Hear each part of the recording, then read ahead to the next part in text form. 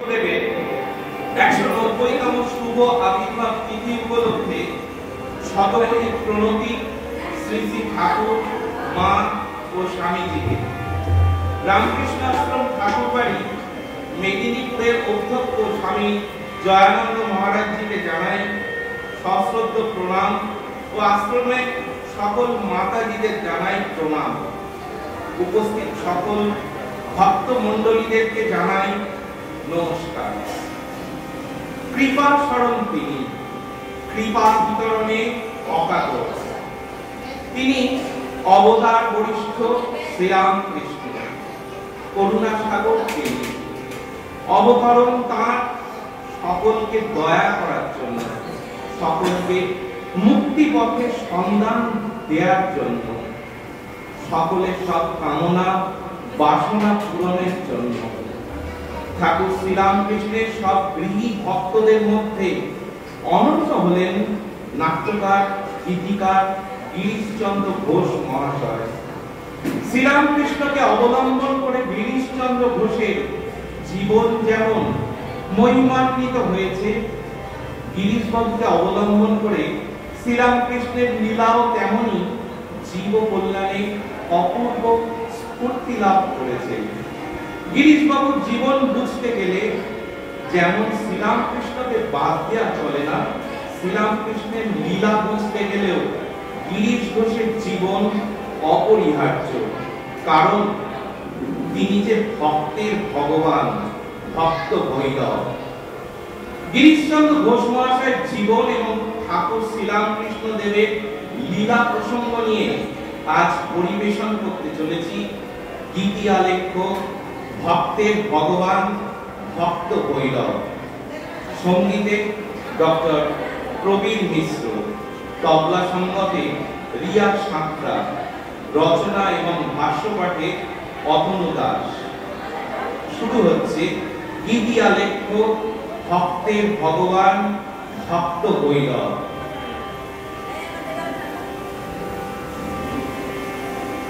Oh,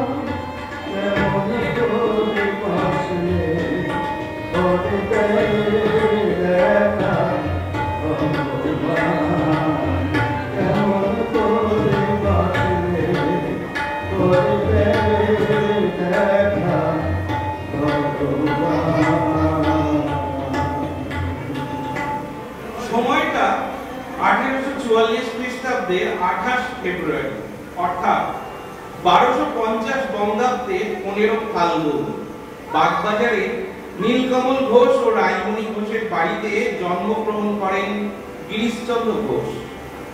একদিন ঘুম ভেঙে গেল হঠাৎ।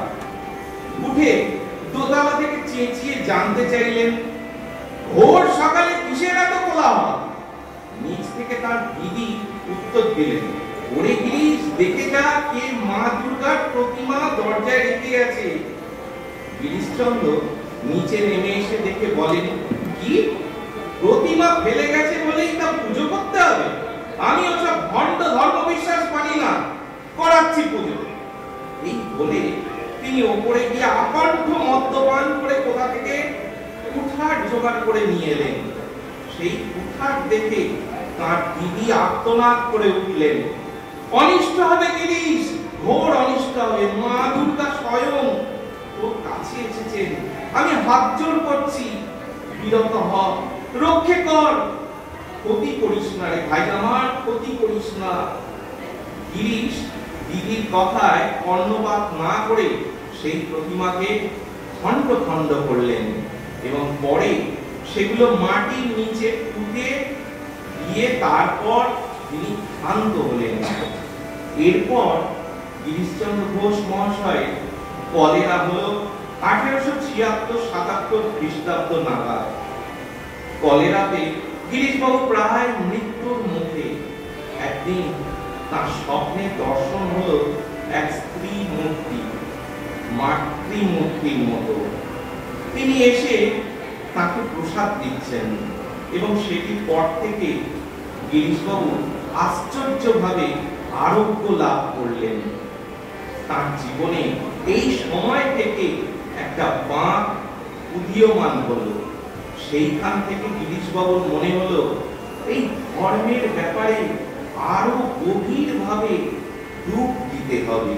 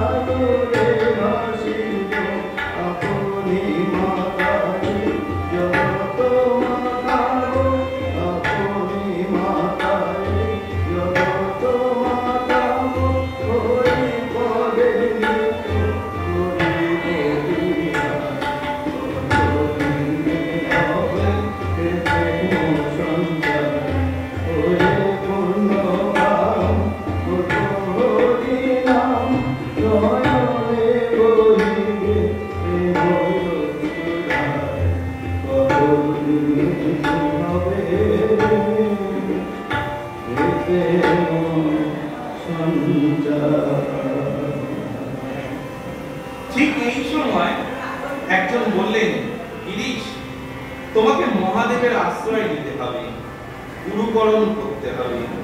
গিরিশের জবাব, গুরু কোথায় পাবো? গিরিশবাবু সেই সময় খবর পেলেন বাগবাজারে দীননাথ বসুর বাড়িতে শ্রীরামকৃষ্ণ আসবেন। গিরিশবাবু সেখানে গেলেন এবং সেটি ছিল ঠাকুর শ্রীরামকৃষ্ণকে তাঁর প্রথম দর্শন। সেখানে গিয়ে তিনি দেখলেন ঠাকুর শ্রীরামকৃষ্ণ দেব নানা ধর্ম প্রসঙ্গ করতে করতে বললেন, সন্ধ্যা হয়েছে কি? গিরিশবাবুর মনে হলো, কি ঢং দেখো তো, সন্ধে হয়েছে, উনি কি বুঝতে পারছেন না? তারপর উনি সেদিন ওখান থেকে চলে এলেন। ঠাকুর শ্রীরামকৃষ্ণকে গিরিশবাবুর দ্বিতীয় দর্শন হয় বাগবাজারে বলরাম বাবুর বাড়িতে। দেখে মনে মনে বলেন, আচ্ছা, মানুষটার ভেতর একটা ব্যাপার আছে, এই খুব বিনীত এবং মাটি ছুঁয়ে মাঝে মাঝে প্রণাম করছেন কেন? গিরিশবাবুর ধারণা ছিল যে এই রকম যারা ধর্মের কথা বলে, ধর্মগুরু, ওইসব লোক আজে বাজে ধরনের হয়। ঠাকুরকে তৃতীয় দর্শন গিরিশবাবুর হয় চৈতন্য লীলা নাটক অভিনয়ের দিন। ঠাকুর শ্রীরামকৃষ্ণ দেব সেইখানে চৈতন্য লীলা নাট্য অভিনয় দেখতে এসেছেন।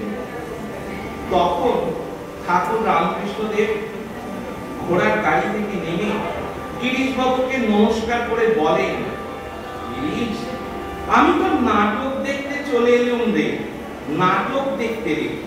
তা হ্যাঁ রে, নাটক দেখাবি তো? ওতে নোক শিখতে হয় রে, নোক শিখতে। গিরিশবাবু প্রতি নমস্কার করলেন। ঠাকুর তখন উল্টে নমস্কার করলেন। গিরিশবাবু কিছুটা হকচকে গিয়ে আবার নমস্কার করলেন। ঠাকুর আবার নমস্কার করলেন। এইভাবে নমস্কার করতে করতে গিরিশবাবু যেবার মাটিতে শুয়ে দণ্ডবত হলেন, সেইবার ঠাকুর তাকে আশীর্বাদ করলেন। পরে গিরিশবাবু একটা অদ্ভুত উক্তি করেছিলেন, রাম অবতারে জগৎ জয় হয়েছিল ধনুর বাণী, কৃষ্ণ অবতারে বংশী ধ্বনিতে, আর এই রামকৃষ্ণ অবতারে প্রণাম অস্ত্রে জগৎ জয় হবে।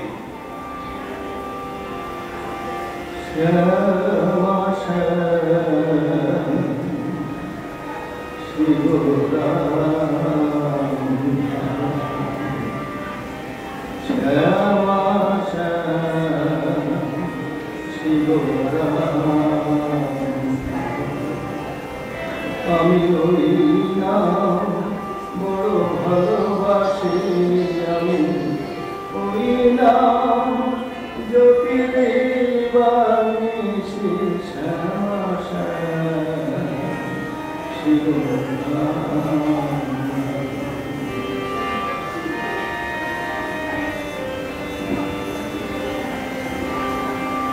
রামের বাস অযোধ্যাতে, কৃষ্ণের বাস বৃন্দাবনে, শিবের বাস কৈলাস ধাম, মাঝে আমার শ্মশানবাসী, আমি ওই নাম বড় ভালোবাসি, আমি ওই নাম জপিলে বানিসি, শ্যামা শ্যাম শিবরাম।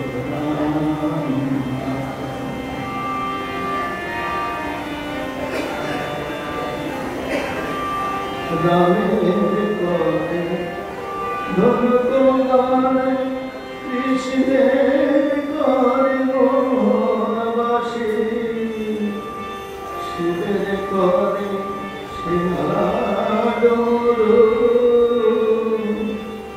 মায়ের হাতে ধরে রশি, রামের মাথায় জটা জুটো, শিবের মাথায় আছে খনি, কৃষ্ণের মাথায় মোহন চূড়া,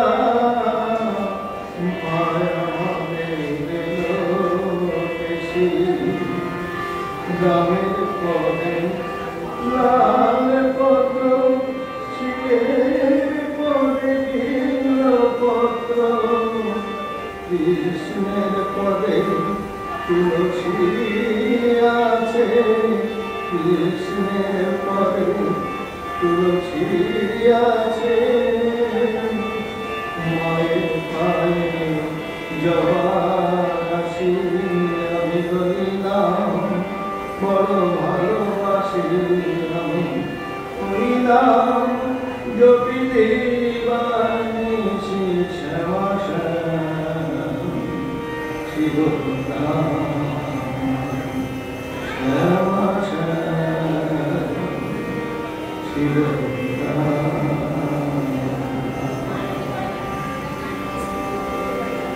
গিরিশ ঘোষের সহিত ঠাকুরের চতুর্থ দর্শন বলরাম বাবুর বাড়িতে হয়েছিল। গিরিশ বাবুকে ঠাকুর ডেকে পাঠান।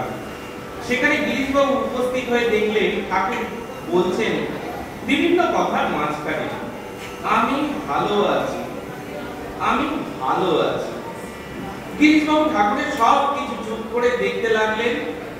ঠাকুর হঠাৎ বললেন, না না, ঢং নয়, ঢং নয়। গিরিশ বাবু সেই মুহূর্তে কেমন যেন পরিবর্তিত হয়ে যান এবং তিনি কথায় কথায় শ্রীরামকৃষ্ণকে বললেন, আচ্ছা মশাই, গুরু কে? তার উত্তরে শ্রীরামকৃষ্ণ বললেন, গুরু গুরু ঘটক রে, ঘটক, ঈশ্বরের কাছে নিয়ে যান। তোর তো গুরু হয়ে গেছে রে।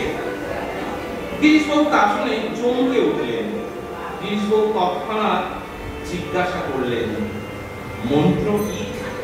তখন ঠাকুর বললেন, ঈশ্বরের নাম জপই মন্ত্র। এরপর গিরিশবাবুর সাথে ঠাকুরের শ্রীরামকৃষ্ণের পঞ্চম দর্শন হয়। ঠাকুর যখন কিছুদিন পরে আবার থিয়েটার দেখতে গেলেন, সেখানে গিরিশবাবু ঠাকুরকে দেখছেন এবং দেখেও যেন পুরোপুরি বিশ্বাস করতে পারছেন না। এইরকম সময় ঠাকুর গিরিশবাবুর দিকে তাকিয়ে বললেন, ওরে, তোর মনে বাঁক আছে, বাঁক। এই কথাটি শুনে গিরিশবাবু অবাক হয়ে গেলেন এবং তিনি বললেন ঠাকুরকে, মশাই, বাঁক যায় কিসে? ঠাকুর বললেন, বিশ্বাস কর, বিশ্বাস। এরপর ঠাকুর গিরিশবাবুকে বললেন, গিরিশ, দেখ তো চৈতন্য লীলা দেখতে কত লোক এসেছে। গিরিশবাবু তখন বেশ গম্ভীর ভাবে একজনকে বললেন, রামদার বিদেকে সামনে বসিয়ে দাও, ঠাকুরের পয়সা লাগবে। ঠাকুর এই শুনে বললেন, শালা বলে কি রে, আমি সন্ন্যাসী মানুষ, পয়সা কোথায় পাবো? গিরিশের কিন্তু এক কথা, ঠাকুরের পয়সা লাগবে। ঠাকুর তখন বললেন, ও হৃদে, হৃদে গেজেটা খুলে দেখ না রে। হৃদে গেজেটা খুলে গোনা শুরু করলো। 1 আনা, 2 আনা, 4 আনা, 8 আনা, 12 আনা করে 16 আনা হলে ঠাকুর বললেন, নে শালা, তোকে 16 আনাই দিলাম।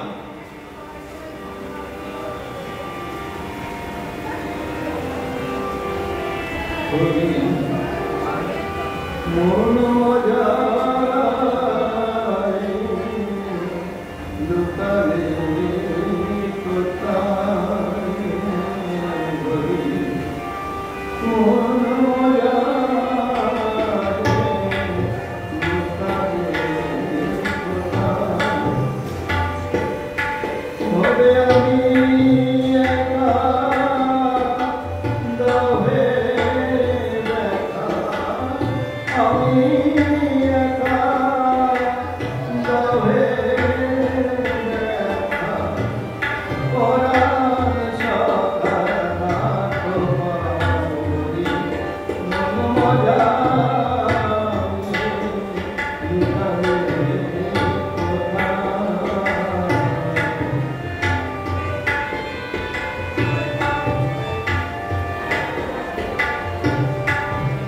কালো শশী বাজারে বাঁশি, বাঁশি, কালো শশী বাজারে বাঁশি, ছিলাম গৃহবাসী করলি উদাসী, ফুলে যে আজ ফুলে ভাসি, বিহারি কোথায় হরি আমার, বিহারি কোথায় হরি, বিহারি কোথায় হরি, প্রিয়াসী তোমার চাই হরি,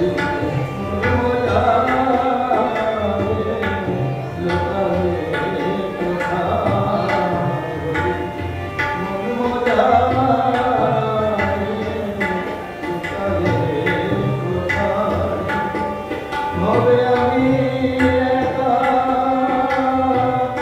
দবে দেখা, আমি একা দবে দেখা, পরাণ সখানা তোমারি, মন মজায় লুকালে কোথায়, মন মজায় লুকালে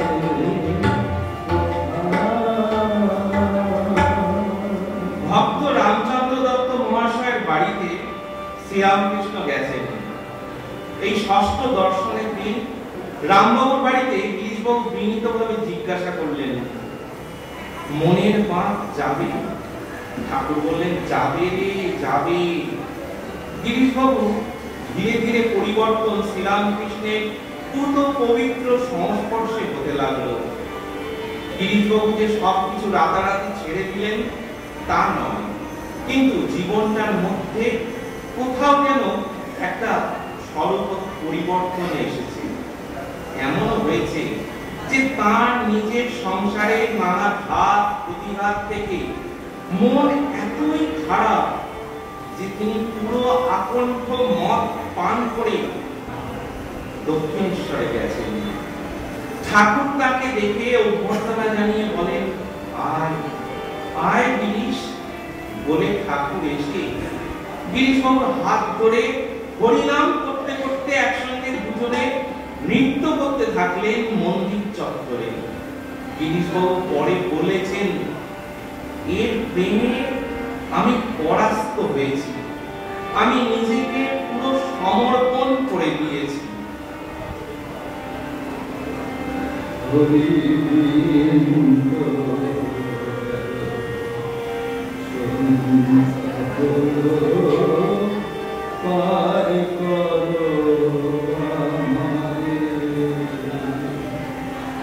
তুমি পারে কথা শুনে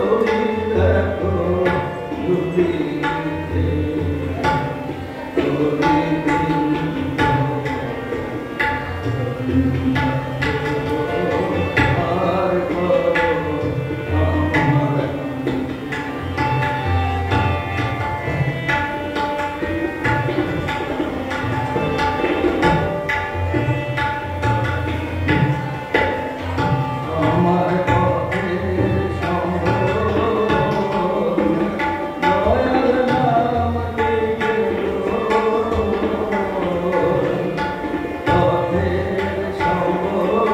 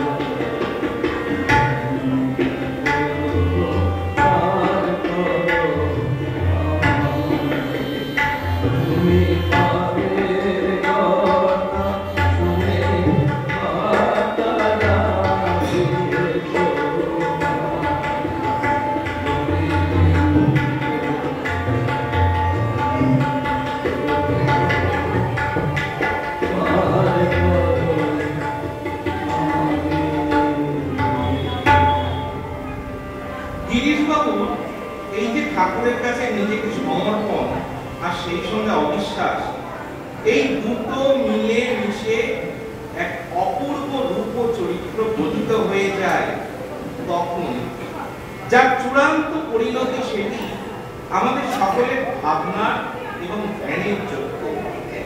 গিরিশবাবুর সাথে ঠাকুরের এই সখ্য আমাদের মনে এক বিমল আনন্দ সৃষ্টি করে।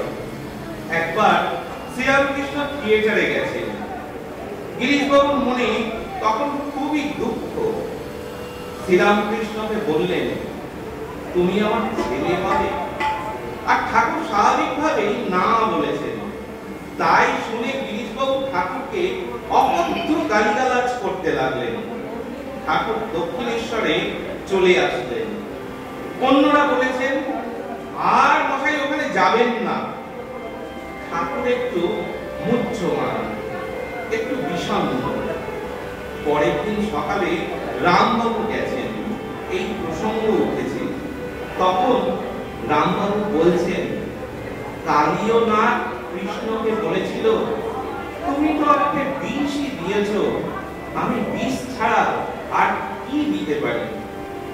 এই যে গিরিশবাবু সম্বন্ধে রামবাবু যেই বলেছেন, ঠাকুর খুব খুশি। ঠাকুরের চোখে আনন্দ খেলে গেল। তিনি সাথে সাথে বললেন, আমি গিরিশের বাড়ি যাব। গিরিশবাবু বাড়িতে যখন ঠাকুর উপস্থিত হলেন, গিরিশবাবু একদম অন্যরকম হয়ে গেলেন। হাত জোর করে বললেন, তুমি যদি আজ না আসতে ঠাকুর, তাহলে বুঝতাম যে তুমি এখনো পরমহংস হওনি ঠাকুর। তুমি পরমহংস, হ্যাঁ ঠাকুর, তুমি পরমহংস। আমি ধন চাই না, মুক্তি চাই না হে,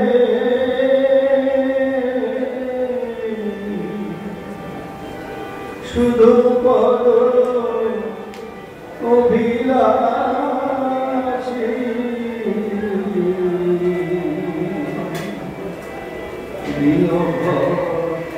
দেখা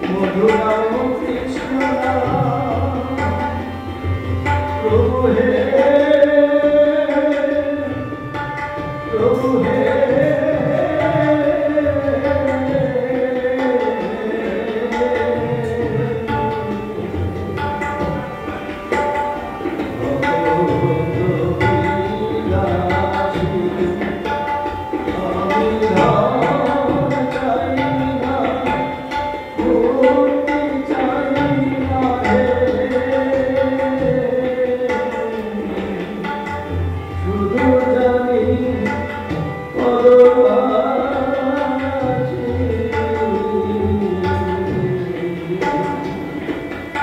নগদে দেখা দাও হে আসি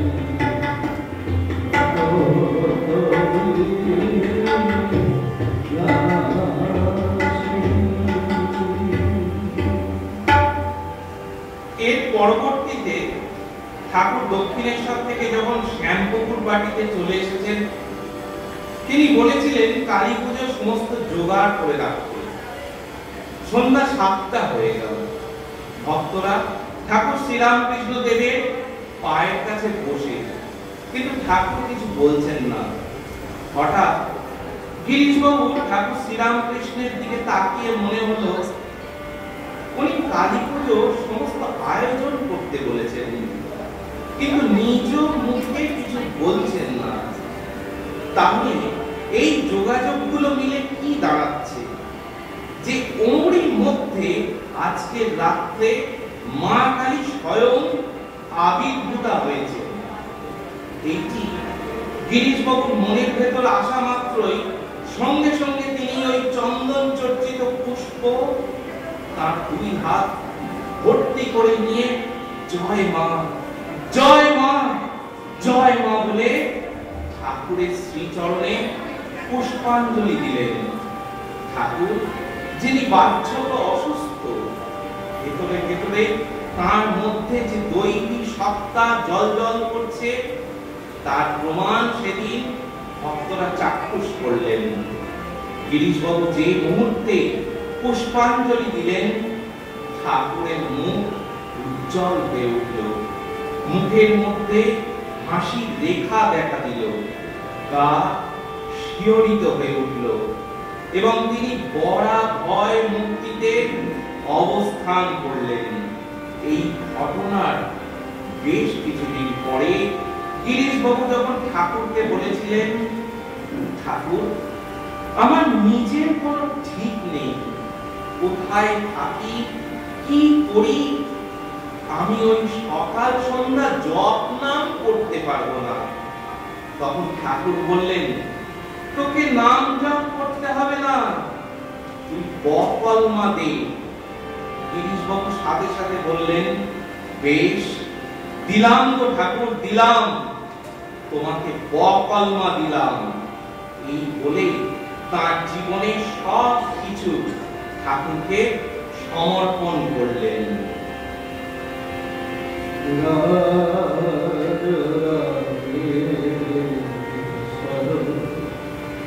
দেখা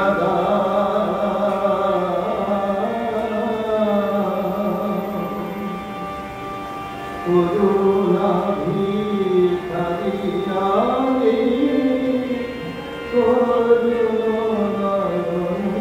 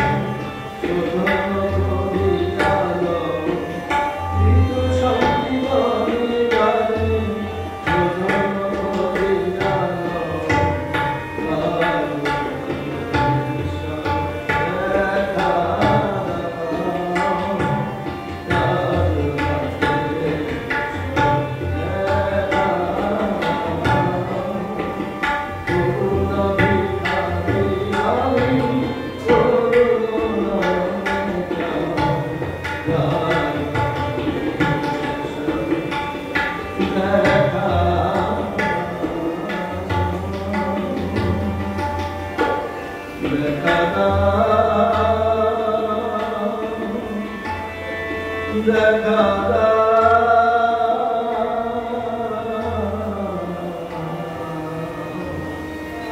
দেখা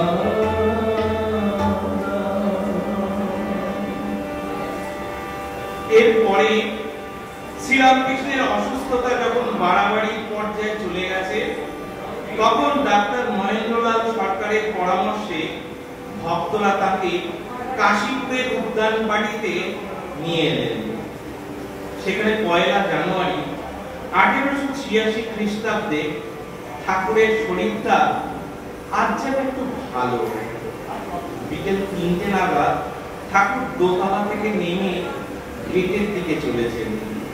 কাছেই আম গাছের তলায় আড্ডায় মশগুল গিরিশ, অতুল, রাম ও আরো অনেকে।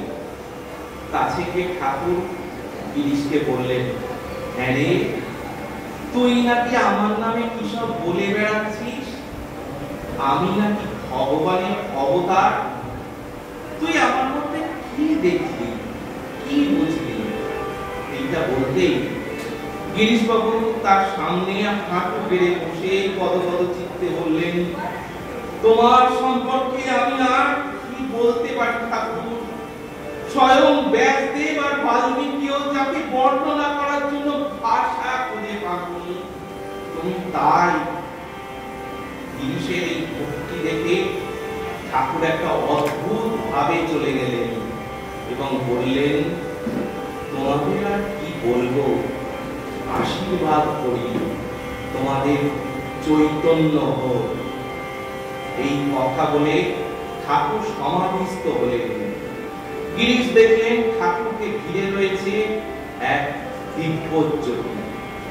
জয় শ্রীরামকৃষ্ণ, জয় শ্রীরামকৃষ্ণ, জয় শ্রীরামকৃষ্ণ বলে শ্রীরামকৃষ্ণের পায়ে পড়ে গিরিশ চিৎকার করতে লাগলেন। ভক্তরা উন্মাদ হয়ে উঠল। কাশীপুর উদ্যান বাটিতে ঠাকুর শ্রীরামকৃষ্ণ দেব সেদিন কল্পতরু হয়েছিলেন। দেখে যা দেখে যা তোরা ওরে নগরবাসী, দেখে যা দেখে যা ওরে নগরবাসী, আজ ঠাকুর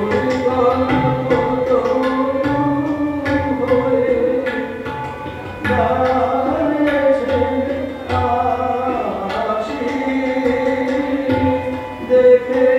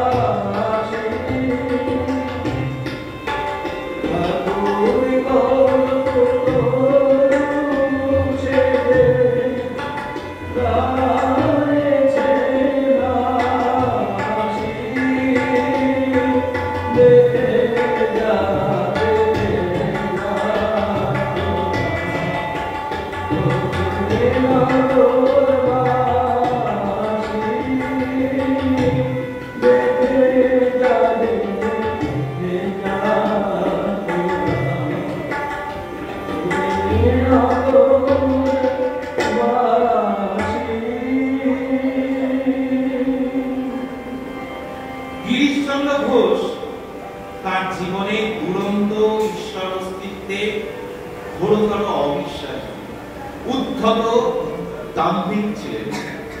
যৌবনে তিনি প্রথাগত এবং কুসংস্কারাচ্ছন্ন যে ধর্ম সেগুলোকে দু চক্ষে দেখতে পারতেন না, কিন্তু মনের মধ্যে ছিল তার গভীর ভক্তিভাব।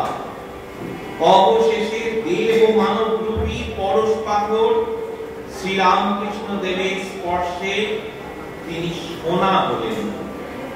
উন্মত্ত ভৈরব প্রখ্যাত হলেন ভক্ত ভৈরব নামে। জীবন সায়নে তার অন্তরের অভিব্যক্তি।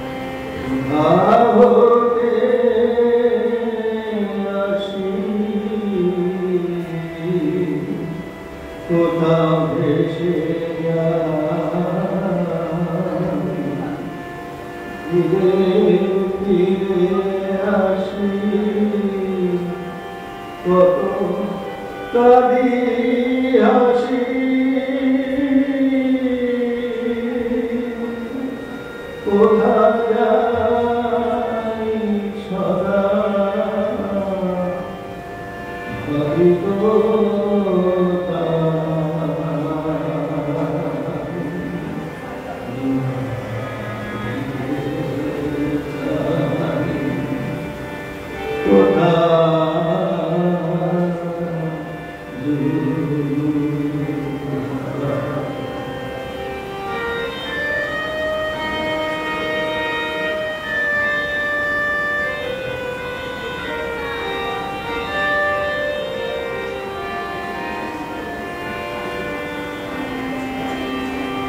বিঠলায় আমি হেরিবা কেন জাগি ঘুমাই উহাকে যেন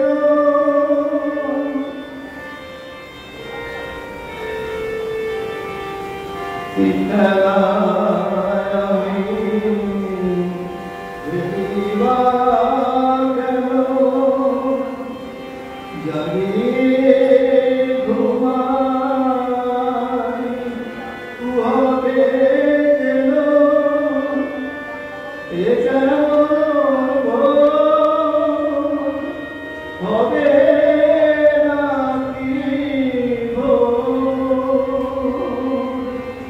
এ কেমন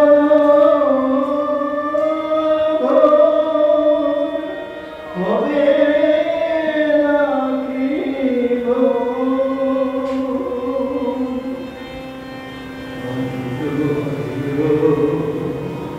জীবতি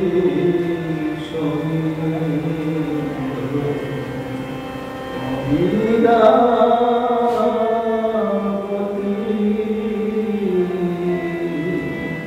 নিয়ত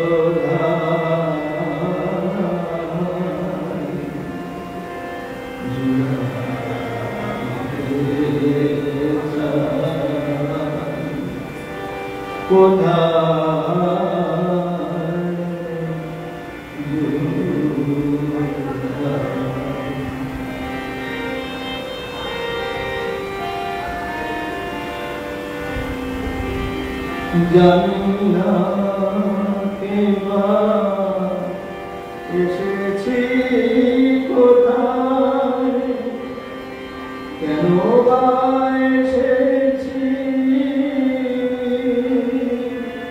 কেবা নিয়ে যাই যাই ভেসে ভেসে কত কত দেশে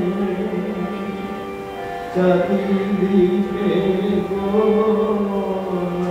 ওঠে কত আসে যায় হাসে কাঁদে এই আছে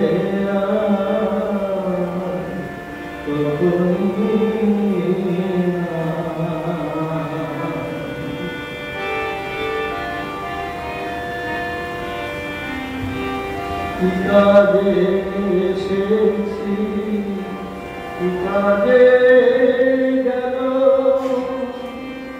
কি জানে কেমন কি খেলা হলো প্রবাহের বাড়ি কহিতে কি পারি প্রবাহের বাড়ি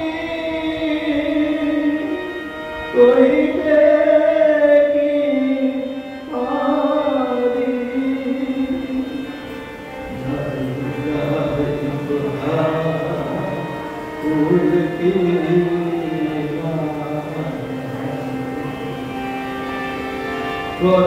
হে চেতন কে আছো চেতন কতদিনে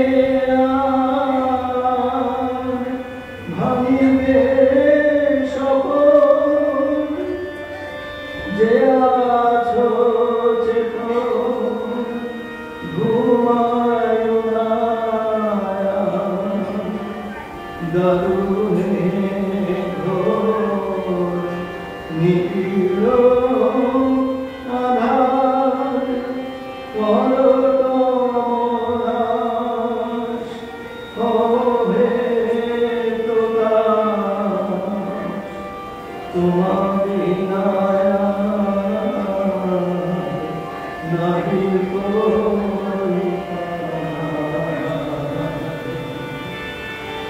পদে তাই শরণ চাই, তবু পদে তাই শরণ চাই, তবু পদে তাই শরণ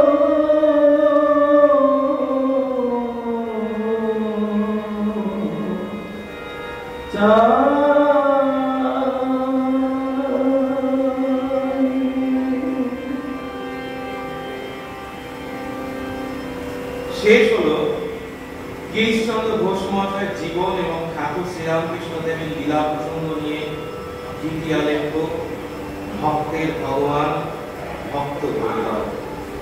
নমস্কার।